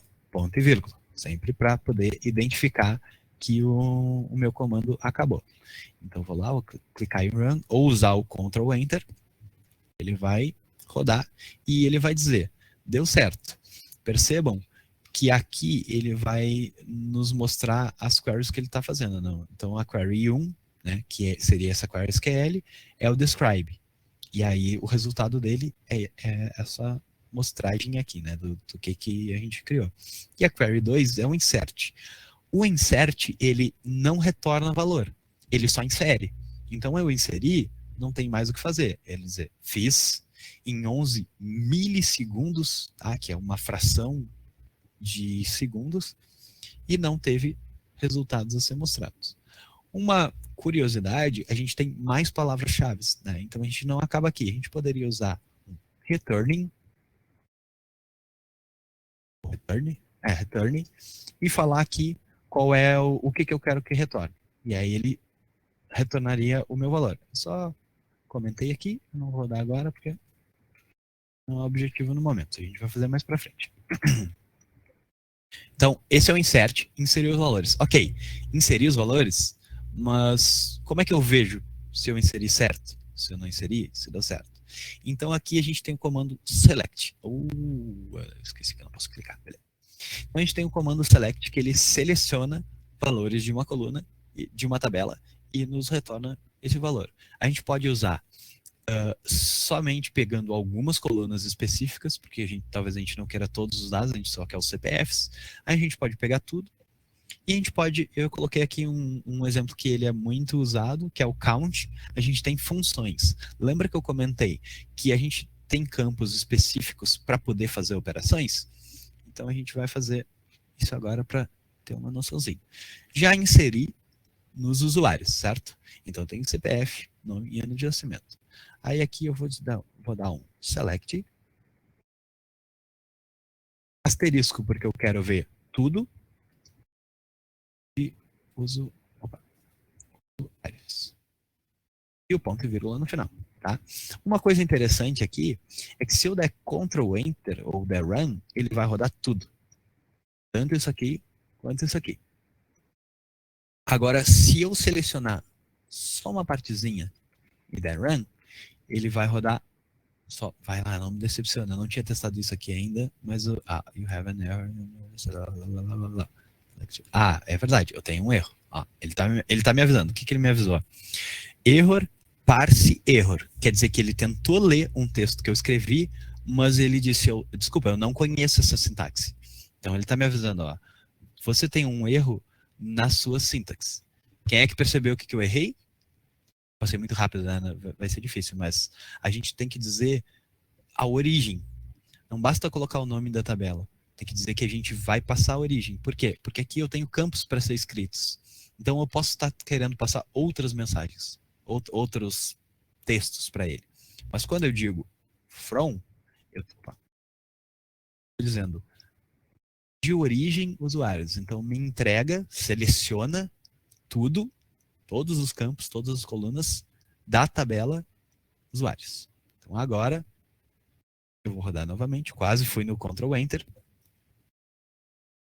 Caramba, eu tenho, então não funcionou esse truquezinho. Então essa ideia, infelizmente, ela não faz isso. Quando eu dou Run, ela roda tudo. Mas geralmente em outras ideias, tipo Workbench, quando eu seleciono uma linha só, ele roda só aquilo. Então, mas vamos trabalhar com o que a gente tem, não tem problema. O nosso Run, tem a Query 1. Pode falar. Mas na ideia ali, tu tem que usar o use, né, para identificar qual é o banco de dados. Quando tu quer criar uma tabela. Então, no terminal, sim. Na tabela, não. Essa, no IDEA, não. Essa é outra vantagem da IDEA. Por que a gente não tem que criar? Outra coisa, vou fazer uma coisa rapidinha aqui, e muito bonita, que é, a gente está criando aqui, né? Então, a gente foi escrevendo aqui, beleza. Se eu pegar o mesmo comando, da mesma forma, e colocar aqui no meu banco de dados que já está criado, e executar, eu vou clicar no raiozinho aqui, que executa tudo. Erro. Ah, é verdade. Ó. Então, qual o primeiro erro que ele já me aconteceu? Eu sei que tá difícil de ler aqui, porque eu não consegui dar zoom nessa parte aqui. Mas ele tá me avisando, ó. Não teve banco de dados selecionado para eu criar usuários. Ele não sabe o que eu estou querendo fazer. Se eu atualizar aqui no meu cantinho, ó, ele criou o banco de dados do investimento. Mas eu não posso criar uma tabela se eu não selecionar aqui. Então, esse é o momento que eu usaria o use. Como eu estou aqui na interface, o meu use, né, seria 2 cliques. Se eu der 2 cliques aqui, ele já ficou pretinho, né, ficou em negrito. Agora sim, eu posso rodar só o comando create. E aí ele vai entender, ok, esse comando que tu está rodando é especificamente do meu banco de dados investimento. Vou rodar aqui, verdinho, create table, tudo bonitão. Aqui as tabelas ele ainda não diz, mas se eu for em refresh, ele vai aparecer uma setinha aqui que eu posso abrir porque tem a tabela usuários. O mesmo se eu tivesse, deixa eu ver se eu consigo fazer aqui. Não, mas eu sei que quando a gente instala, a gente tem o workbench e shell. Vamos ver, não veio.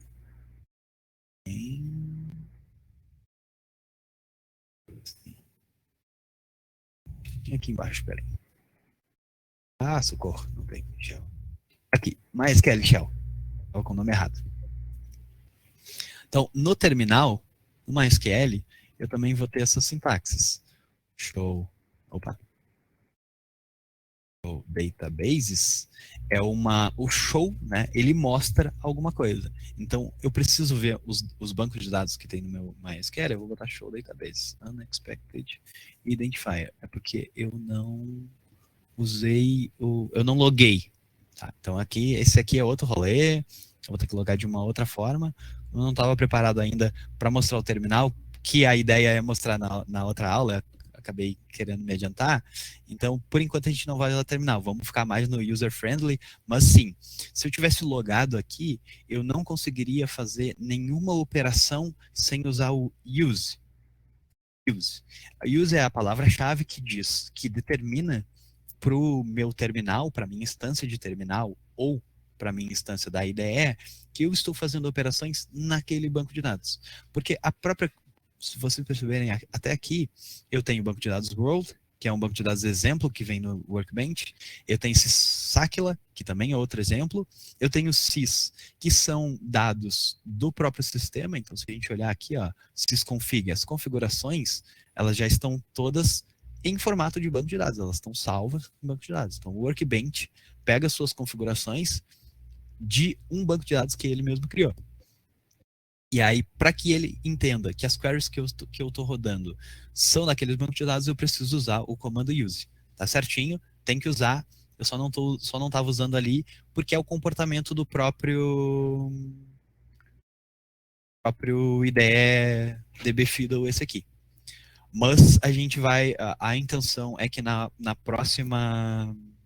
próximo sábado, a gente use um pouco mais terminal e um pouco menos interface. Né? Isso aqui é só para não dar o susto direto. Eu sei que tem bastante gente que não gosta de tela preta e letra branca, então eu já estou tentando fazer uma coisa um pouquinho mais amigável, mas na próxima eu prometo bastante tela preta. Então, fechou? Entendemos? Vai ter use. Vamos usar. Não estamos usando por enquanto porque estamos usando IDEs. Ok? Então, seguindo daqui. Temos a seleção das colunas. Já rodamos a seleção das colunas. E aqui embaixo a gente tem aqui, ó, a execução. Foi em 1 milissegundo. Ó, temos 3 queries, né? Ainda o describe. Ainda o insert, que não tem resultado nenhum. E aqui o seleciona tudo de usuários. Veio o meu CPF, meu nome, meu campo como null, que é a anotação que ele diz está vazio, e o meu ano de nascimento que eu preenchi. Como, novamente, né, a gente comentou, esse aqui é um banco de dados que ele grava em memória. Então, toda vez que eu aperto Run, ele cria tudinho, mostra e já limpa, já acabou. Então, eu preciso manter esses inserts se eu quiser trabalhar com os dados. Mas esse describe eu já não quero mais ficar vendo ele toda hora. Então, eu posso comentar. Comentar significa usar uma sintaxe específica para dizer, não interpreta isso aqui. Eu posso usar o if podem perceber que ele já ganha esse cinzinha aqui, ó, que significa, ok, eu não vou interpretar, da próxima vez que tu rodar, nada vai acontecer. Então, se eu der run de novo aqui, eu tenho novamente, ele criou o database, criou o usuário, não descreveu, inseriu um usuário e selecionou. Tá? Essas limitações, novamente, de não poder deletar as coisas aqui, é porque isso aqui não está persistindo, ele está rodando tudo na hora. Então, beleza. Selecionei meus usuários, percebi que tem os meus dados aqui, confirmei que tem meus dados aqui, que está tudo certo. Eu volto aqui a gente volta aqui para ver quais são as próximas operações que a gente pode fazer. Então a gente tem cláusulas, certo? A gente criou aqui um usuário, tá? Mas agora eu vou criar um segundo usuário.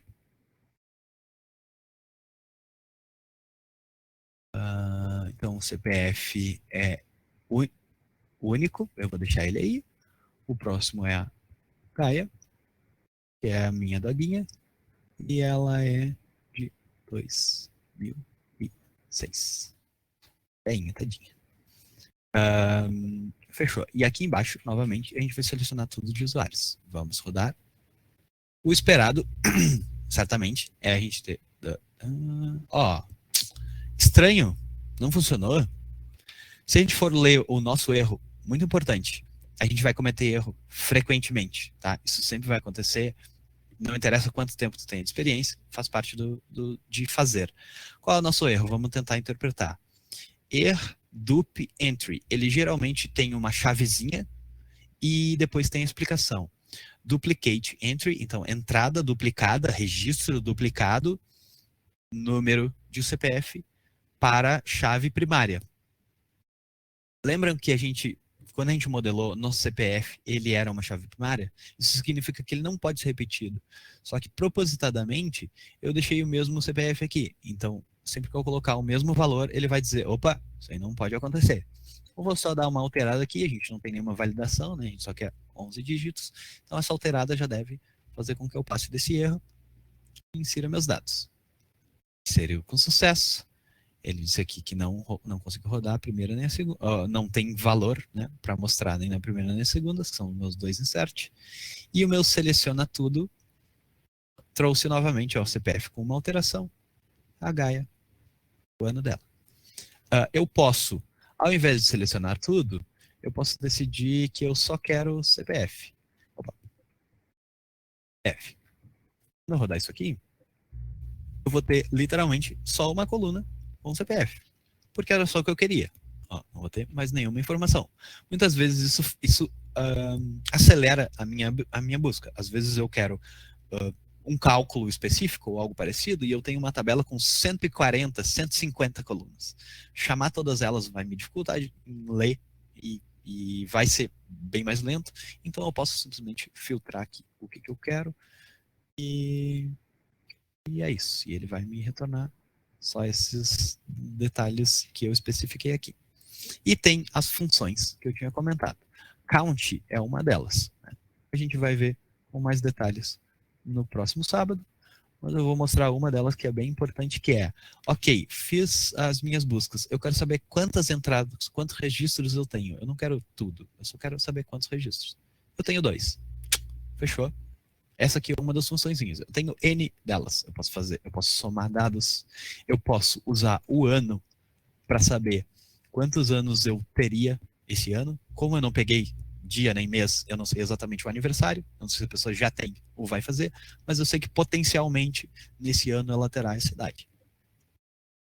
Tá. E aí a gente estava falando das cláusulas, né? Ok, eu tenho 1 milhão de informações. Eu tenho informações que elas não terminam, que elas não têm fim, e eu só quero um grupo específico daquelas informações. Por exemplo, pessoas que nasceram antes de 2000, depois de 2000, que tem o nome masculino, que tem o nome que termina com S, que tem o nome composto, que tem 7 nomes, que tem...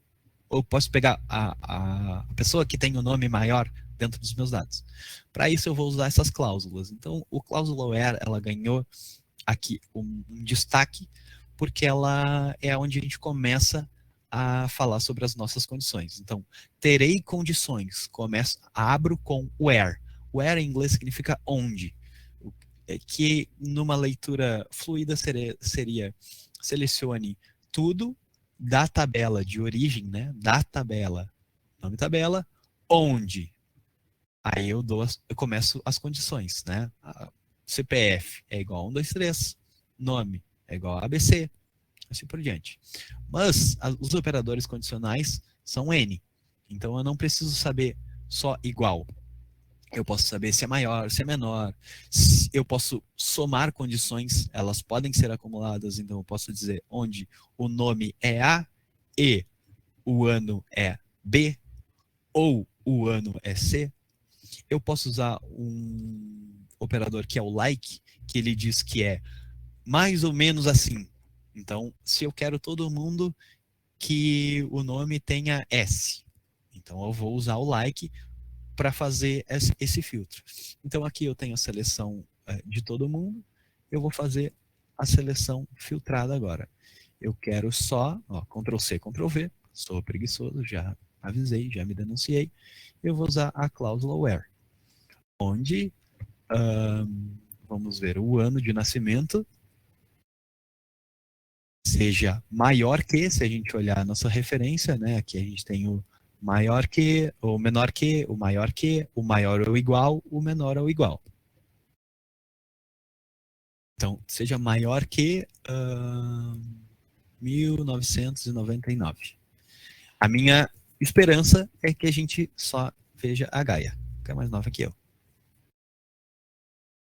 Então, aqui a gente tem o nosso primeiro que mostra tudo, sem a cláusula, e o segundo com a cláusula que só mostra quem nasceu antes, né, mais novo do que 1999.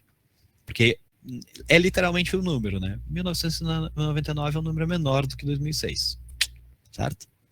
A gente pode somar, então aqui eu vou adicionar mais uma pessoa, dei um Ctrl+C aqui, vou dar um Ctrl+V, vou botar o terceiro, que é o loop, do outro doguinho.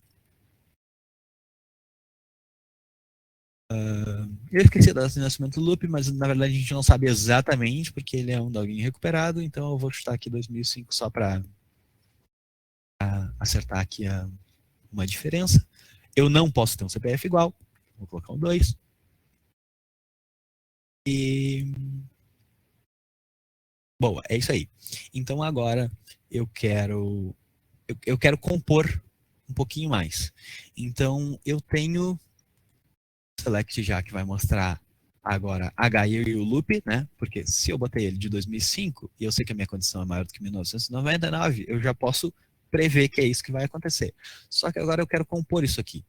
Eu não quero só que ele me busque o ano de nascimento maior do que 1990. Eu quero também AND. Então AND é cumulativo. Logo, eu preciso que as duas condições sejam verdadeiras. Tá? Então eu quero que o nome seja like, e aí eu vou dizer mais ou menos igual, né? Que contenha a string que eu vou passar na sequência. Para que o like ele funciona junto com o operador %, tá? Então o % diz qualquer coisa, tá? Que seja igual a qualquer coisa que tenha um y e que termine com qualquer coisa. Então ele vai começar com qualquer coisa, tenha y e terminar com qualquer coisa. Então a minha esperança é que eu veja todos os usuários. Aqui na 14 eu vou ver só os meus logins, que são mais novos de 1999, e no último eu vou ver só o loop, porque é só ele que, além de ser mais novo de 1999, tem o Y no nome. Dá uma olhadinha nos resultados, a gente pode ir lá para baixo, ó, o que a gente esperava, agora seleciona tudo, tem os 3, seleciona só os mais novos, tem os 2, e seleciona com o Y, tem só o loop. Ok, a composição ela não tem fim, a criatividade e a necessidade é que vai limitar, então a gente vai ter AND, a gente vai ter like, a gente vai ter OR, a gente vai ter todas as operações somadas para conseguir o filtro que a gente deseja. E basicamente é isso, né? A gente é só vir aqui, ler o material, pesquisar no Google, importante, fácil, operadores, condicionais, MySQL. e usar como base para fazer os nossos filtros. Ok, já entendemos como é que seleciona.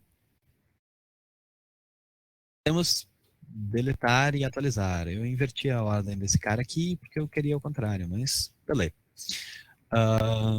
Podemos, então eu vou inverter a ordem aqui na mente, mas tá tudo certo, tá? Atualizar, deletar, tudo a mesma coisa. Vamos lá. Então a gente já inseriu, a gente já buscou, a gente agora quer atualizar um dado. Então a sintaxe vai ser update, o nome da tabela, percebam que aqui não tem from, porque a atualização, a primeira opção que ela pede é o nome da tabela que vai acontecer a atualização, e o set é a palavra-chave que vai me dizer, a partir daqui eu vou te dizer campo igual ao valor que eu quero editar. Tá? Então eu vou aqui no meu SQL, eu já tenho esses 3 dados, e aí eu quero editar o meu ano de nascimento, porque aqui está errado, em 1989 eu nasci em 90. Então vamos lá, eu vou começar a escrever aqui, update, usuários, update nome da tabela, set, coloco os valores, e aqui eu vou, opa, não tem parêntese, desculpa, aqui eu vou dizer campo e o valor que eu quero atualizar, ok? Então eu vou lá, vou botar, eu quero atualizar o ano, e eu vou dizer já o valor que eu quero atualizar, eu quero corrigir o meu ano de nascimento, certo? Certo? Vamos descobrir se está certo. Então, vou dar meu run aqui. Execution failed for the tiles that value does not exist. O que eu fiz? Update usuário 7. Onde é que ele tirou esse teste que eu não entendi? No such table. Ah, hahaha. O que eu fiz? Digitei, não copiei. Logo, esqueci o S. Então, vou tentar de novo. Usuários, agora sim, esse cara existe. Tá? Fechou? Minhas queries que não tem retorno lá, que são os inseres. Seleciona tudo, que tem Escobar, H e Loop, cada um com seu ano de nascimento. Consegui descendo aqui, por algum motivo eu não consegui descer mais.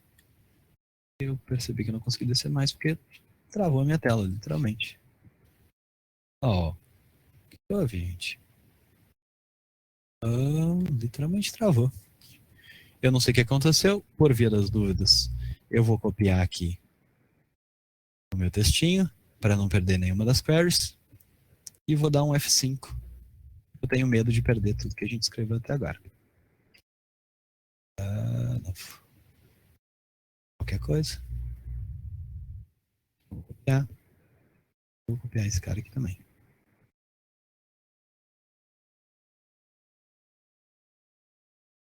Vou jogar lá para cima.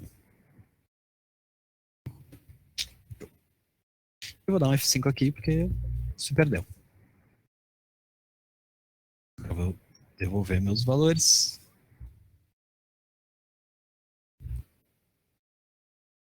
Devolver meus valores e vou rodar de novo. Fechou? Rodou. Ó, tá se comportando de novo. Então vamos lá. Os filtros novamente funcionando. Aqui Guy Loop. Aqui só o loop por causa do nome Y. E eu não tenho resultados para a operação de update. Então, mas até então eu sei que funcionou porque ele não me reclamou. O que eu posso fazer depois que isso aconteceu? Eu tenho que dar um select. O que aconteceu, né? Eu posso só confiar. Vamos lá e vamos confirmar. Rodando a query, retornamos. Vamos lá para baixo direto, que a nossa intenção é ler o resultado. Lucas Escobar, 1990. Mas espera aí. A Gaia está em 1990 e o loop também. Né? O que eu esqueci? Da cláusula where. Quando eu não digo onde eu quero que algo aconteça, eles fazem tudo. Inclusive a gente tem a piadinha dos devs que é o update sem where. Quem nunca fez? A gente tem um dado com 5.000 colunas, vários dados salvos, a gente quer atualizar o dado de um usuário e a gente, esqueceu o where. A gente perdeu todos os dados de todo mundo porque a gente atualizou tudo e não há reversão. No momento que a gente atualiza, acabou tudo. Tem maneiras de como reverter, mas não existe um comando que diga desfaça o último comando que eu fiz. Feito, acabou. Então, muito cuidado. Toda vez que a gente vai dar um update, a gente precisa colocar o where, senão ele vai atualizar tudo, exceto que a gente queira. Se a gente quer atualizar tudo, tá tudo certo. Então aqui, eu vou botar o where aqui em cima, porque senão eu vou repetir a operação e vai me quebrar. Where, vou botar nome igual a Escobar. Eu poderia colocar CPF igual ao meu CPF, qualquer outra coisa que seja única, né? Então, eu decidi filtrar por Escobar. Lembrando que nós somos case sensitive no dado, tá? O que é case sensitive? Eu sou sensível à caixa, ao tamanho do meu texto. Então, se o meu texto está minúsculo, ele não acharia. Então, eu tenho que botar exatamente como eu escrevi, com Escobar maiúsculo. Para funcionar com maiúsculo, eu usaria o like.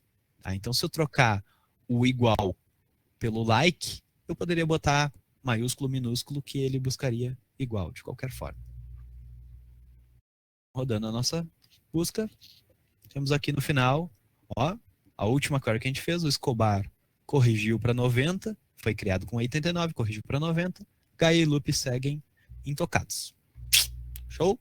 Vamos então para a última operação, que eu inverti os slides sem querer, que é a delete. A delete é a última operação, a sintaxe dela é delete from, se a gente precisa colocar o from, por algum motivo, decisão de quem criou, provavelmente o próprio Edgar. Então, delete from, nome da tabela, e aquele mesmo esquema, né? Se a gente não colocar condição, ele vai deletar tudo. Delete from usuários vai nos deixar sem.